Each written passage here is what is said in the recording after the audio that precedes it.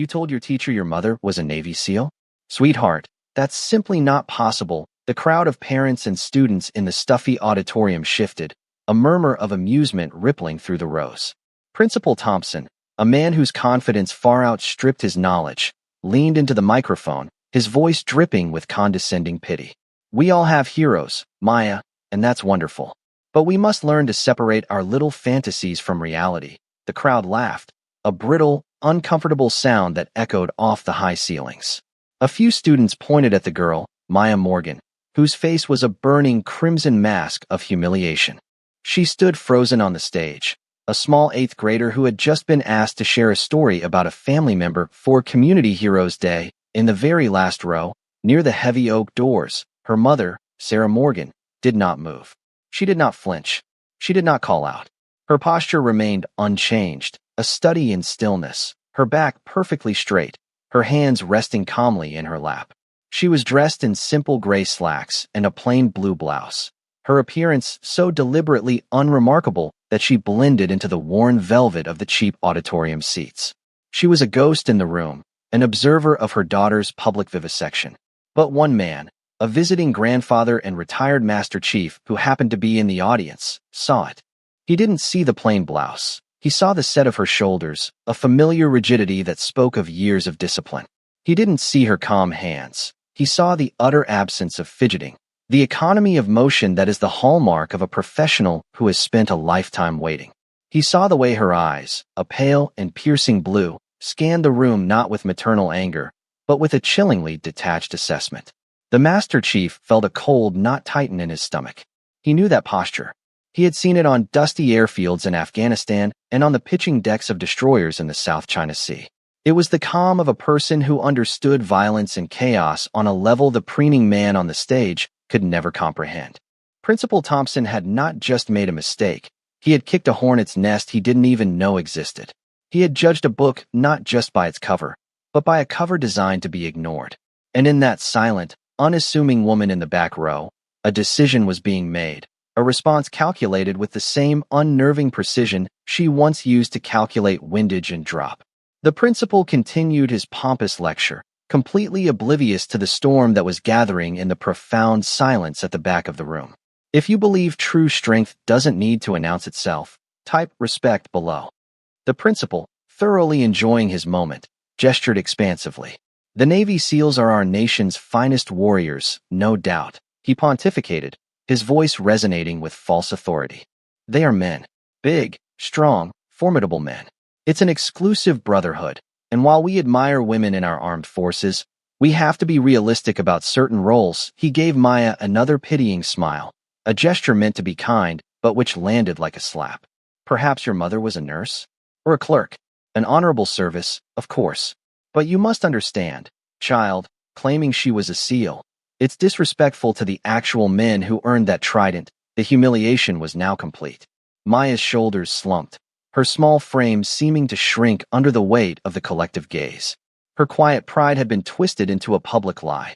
From the back of the room, Sarah Morgan watched this slow, painful dismantling of her daughter's spirit. Her face remained a placid lake, betraying nothing of the deep, cold fury moving beneath the surface. Her breath was even, her pulse steady. The anger was there, but it was a tool, not a tempest. It was a controlled burn, channeled and focused. She slowly reached into her simple cloth purse, her movements fluid and economical. There was no fumbling, no wasted energy. She retrieved a small, scuffed, and featureless satellite phone, a piece of equipment so out of place with her suburban mom attire that it was practically invisible. The retired Master Chief, watching intently, felt his own breath catch. That wasn't a commercial device. It was military grade, hardened, the kind of thing you didn't just buy at a store. He watched as her thumb moved across the keypad with practiced familiarity, her eyes never leaving the stage. She pressed a single speed dial button. The call connected instantly, without a ring.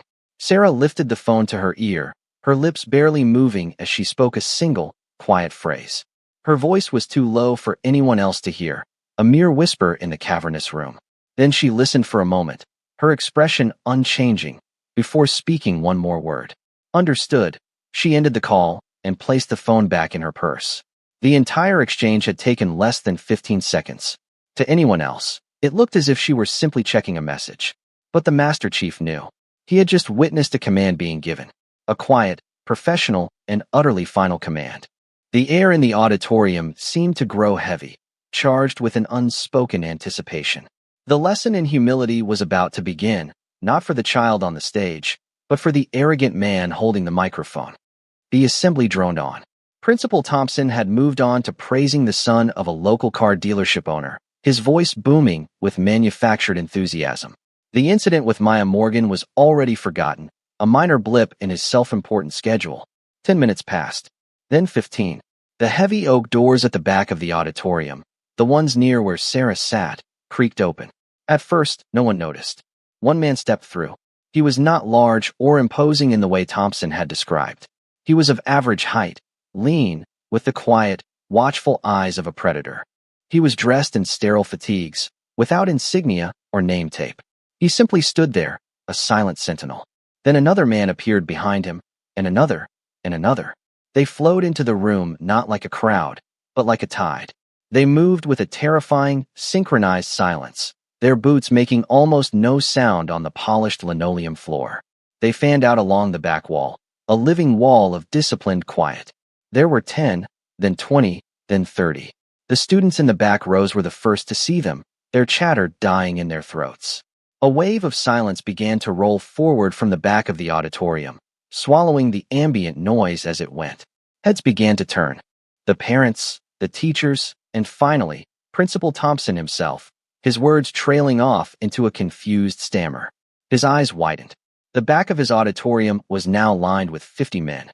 They were a cross-section of humanity, young, old, of every race and build, but they were united by an identical, unnerving stillness.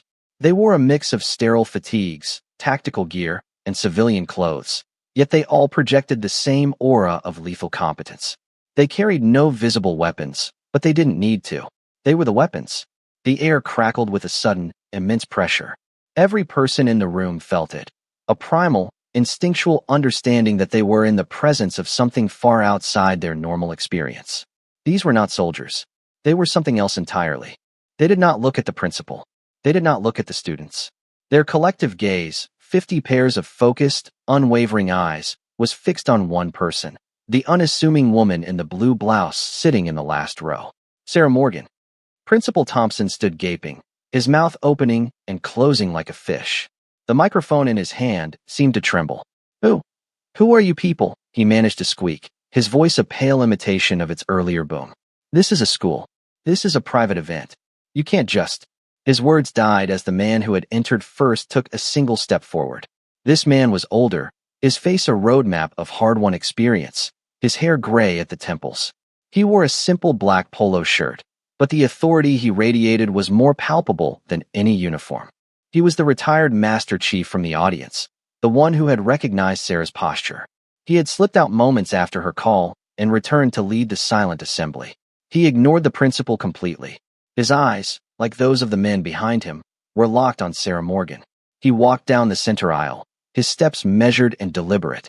The sea of students and parents parted for him, a silent, reflexive act of deference. He stopped at the end of Sarah's row. For a long moment, he simply looked at her. It was not a look of friendship or even familiarity. It was a look of profound, almost reverent, respect. A look that acknowledged a shared history forged in places the rest of the world only saw in grainy news reports. He then turned his head slightly, his gaze sweeping over the 49 men lining the walls. He gave a short, almost imperceptible nod. In perfect, breathtaking unison, the 50 men snapped to the rigid, formal position of attention. The sound of their boots hitting the floor together was a single, sharp crack, like a rifle shot in the dead of night. It was a sound of absolute discipline, a sound of unwavering loyalty. The entire auditorium was now plunged into a deafening silence. There was no shuffling, no coughing, no breathing. Just the sight of 50 of the most elite warriors on the planet standing at rigid attention, their silent tribute directed at a single, quiet woman. The demonstration was complete. No shots were fired, no threats were made.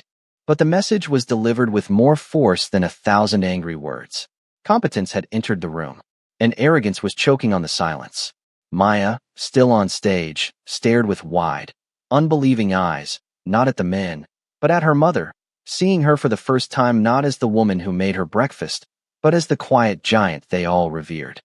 The Master Chief, whose name was Franklin, finally turned his attention to the stage. He didn't raise his voice. He didn't need to. His words cut through the silence with the precision of a surgeon's scalpel, each one landing with immense weight. "Principal Thompson," he said, his voice a low, gravelly rumble that carried to every corner of the room. "You are an educator. Your job is to deal in facts. So let's talk about some facts." He took a slow step towards the stage, his eyes never leaving the principal's now pale face. "You stand on this stage, and you speak of things you do not understand. You talk about a brotherhood. You are correct.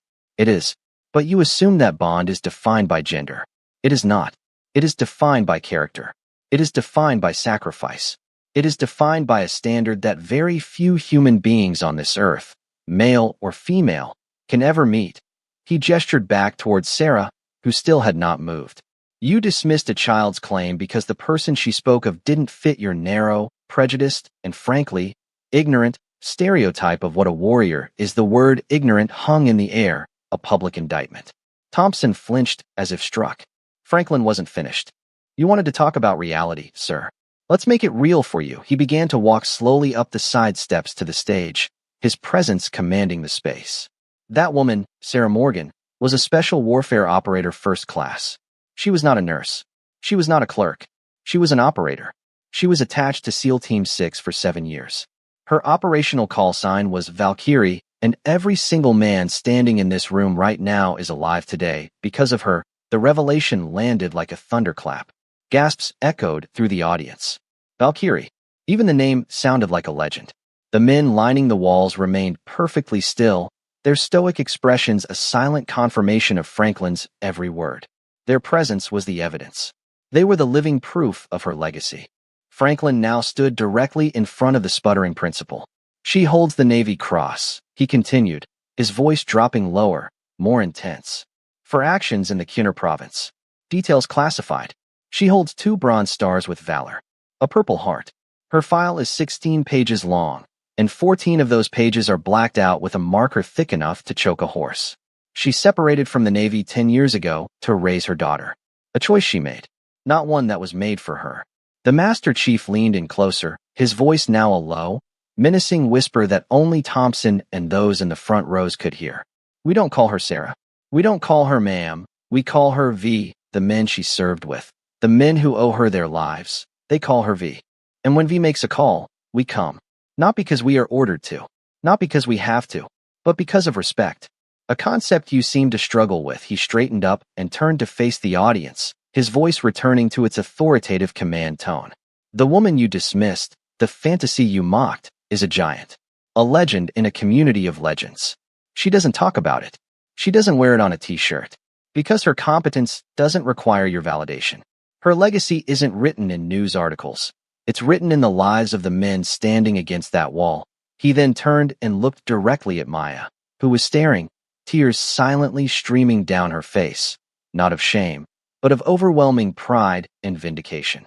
Franklin's expression softened almost imperceptibly. "Your mother," he said, his voice clear and strong, "is the finest warrior I have ever known." With that, he turned, walked off the stage, and stood beside Sarah's row. He faced her, and in a gesture of ultimate respect, the Master Chief of the United States Navy SEALs rendered a slow, perfect salute to the quiet woman in the blue blouse. Sarah Morgan met his gaze and gave a small, crisp nod in return. It was all the acknowledgement that was needed. The validation was absolute. The truth, once revealed, was undeniable. The silence in the room was finally broken, not by chatter, but by a slow, rising tide of applause. It started with a single parent, then another, then the students, until the entire auditorium was on its feet, the sound of their clapping a thunderous apology to the girl on the stage and a tribute to the quiet professional who had never asked for one. Principal Thompson, alone on the stage, looked as if he had been turned to stone, his world of comfortable assumptions shattered into a million pieces around him. His reign of ignorant authority was over, dismantled in less than 20 minutes by a quiet phone call and the arrival of undeniable truth. The lesson for the day had been delivered, and he was its primary student. The story of the assembly at Northwood Middle School spread like wildfire. It became an urban legend in the span of an afternoon. First, it was hushed whispers in the hallways between classes, students recounting the story of Maya's mom and the silent army that appeared. Then it was phone calls between parents, the story growing more epic with each retelling. By evening, it had hit the local town's social media pages, posted by parents who had been in the audience. "You won't believe what happened at the school assembly today," the post began. From there, it jumped to military forums and veterans groups online. Someone identified Master Chief Franklin from a grainy cell phone picture. His involvement gave the story instant credibility in the veteran community. The tale was dissected, analyzed, and celebrated.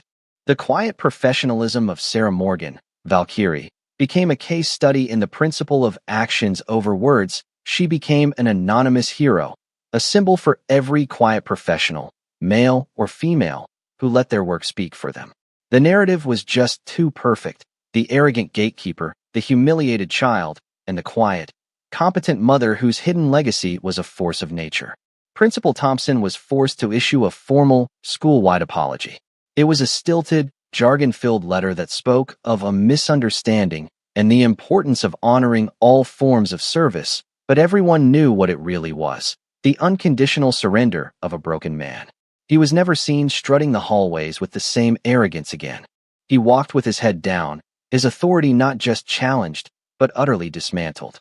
He had been publicly humbled by a truth he was too blind to see, and the lesson was permanent. As for Sarah, the day after the incident, she was not on morning talk shows or giving interviews to the local paper, both of which had called. She was in her kitchen, in a faded t-shirt and yoga pants, quietly making pancakes for Maya. The legendary Valkyrie was gone, replaced once more by Mom. When Maya asked her why she never told her all those stories, Sarah simply wiped a smudge of flour from her daughter's cheek. "Because that part of my life is over, sweetie," she said softly. "You are my mission now, and you're the most important one I've ever had." Her humility was as profound as her skill. She required no fanfare. Her daughter's restored pride was the only victory she needed. The 50 men who had come had simply melted away, back to their lives, their duty fulfilled. They had answered the call not just to defend a sister in arms, but to defend the very idea of earned respect. The school changed. The incident became known simply as the assembly. It became a piece of institutional folklore, a story told to new teachers during orientation and to incoming students as a cautionary tale about the dangers of assumption. The phrase, "Don't be a Thompson," became shorthand among the students for judging someone unfairly. Maya Morgan was no longer the weird, quiet girl with a fantasy story. She was the daughter of a hero. She didn't flaunt it. In fact, she embodied her mother's quiet dignity. But she walked the halls with a newfound confidence, her back a little straighter, her chin a little higher. She knew who she was, and she knew who her mother was. That knowledge was a shield no bully or skeptic could ever penetrate. A few weeks after the assembly, a small, anonymous package arrived at the school, addressed to Maya. Inside was a simple wooden plaque.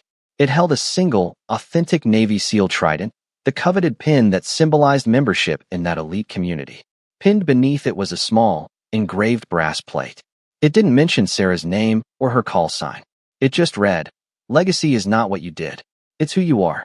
Never let anyone tell you otherwise." Maya hung it on her bedroom wall, a silent, daily reminder of the quiet strength she had inherited. The event's symbolic artifact wasn't just the plaque, it was the change in the school's culture. The focus of Community Heroes Day shifted dramatically in the following years. It became less about loud titles and important jobs and more about quiet acts of service, about the unassuming people who held the community together without any need for recognition. The school began to teach the value of quiet competence, using the story of the assembly as its foundational text. The lesson that true worth is proven through action, not assertion, had been seared into the school's collective memory. Sarah Morgan had, without intending to, completed one final mission. She had reshaped a small corner of the world, not with explosions or clandestine operations, but with a demonstration of silent, unshakable integrity. She had taught an entire community that the most powerful people are often the ones you never notice, and that respect is a currency that can only be earned in the currency of action. Years later, A new principal was addressing the 8th grade class at Northwood Middle School for their own Community Heroes Day. He was a younger man, thoughtful and deliberate. He stood on the same stage where Thompson had once stood, but his tone was entirely different. "Before we begin today," he said, his voice resonating with genuine respect, "I want to tell you a story about this school. A story about a day when we were all taught a very important lesson. It's a story about assumptions and about the quiet, hidden strength you can find in the most unexpected people." He recounted the tale of Maya Morgan and her mother, not as gossip, but as a foundational myth of the institution. He spoke of the silent warriors who filled the room and the legendary operator who had lived among them unnoticed. He didn't use Sarah's name, respecting the privacy she so clearly valued, referring to her only as the quiet professional. He spoke of how that day had forever changed the way the school thought about heroism. He explained that a hero wasn't defined by a uniform or a title, but by their character and their quiet commitment to a standard of excellence. As he spoke, he gestured to a new, large plaque mounted on the wall of the auditorium. It was the school's highest honor, the Morgan Award for Quiet Integrity, given each year to the student who best exemplified the virtues of humility, competence, and service without expectation of reward. The school had tried to name it after her directly, but following a polite, anonymous request, they had chosen a name that honored the legacy without breaking the silence. This tradition, this story, was the lasting impact of her actions. It was a living legacy, a lesson that renewed itself with each new class. The story had become a tool, teaching generations of children to look past the surface, to question their own prejudices, and to value the quiet competence that truly holds the world together. The ripples of that single, silent act of vindication had spread far beyond the walls of the auditorium, shaping the character of the community for years to come. The true legacy of that day wasn't the humbling of a single arrogant man. It was the elevation of a timeless ideal. It was the powerful, enduring idea that what you are is infinitely more important than what you say you are. Sarah Morgan had never sought the spotlight. She had chosen a life of shadows and silence, first in service to her country and then in service to her daughter. But when the arrogance of one man threatened the dignity of her child, she had reminded the world that the most formidable forces are often the ones that move without a sound. Her strength wasn't in her past accomplishments, as decorated as they were. It was in her present character. It was in the calm she displayed under fire, whether that fire came from an enemy rifle or a principal's condescending words. It was in the loyalty she inspired, a bond so strong that a single, whispered word could summon an army of protectors. That is the essence of the quiet professional. Their resume is not on paper. It is in the respect of their peers. Their wealth is not in medals. It is in the lives they have saved and the standards they have upheld. They do not need to tell you who they are. If you are wise enough, you will see it in their eyes, in their posture, in the deliberate, practiced economy of their every motion. They are the foundation, the silent bedrock upon which loud institutions are built. They seek no credit and deflect all praise, knowing that the work itself is the only reward that matters. The story of Valkyrie in the auditorium became more than just a local legend. It became a parable for a world increasingly obsessed with noise, with self-promotion, and with superficial judgment. It served as a powerful reminder that true authority is not taken, it is granted. It is earned in silence, in sacrifice, and in the relentless pursuit of competence. For more stories where quiet competence triumphs over loud ignorance, and where earned respect defines their worth, subscribe to Unknown Heroine Tales.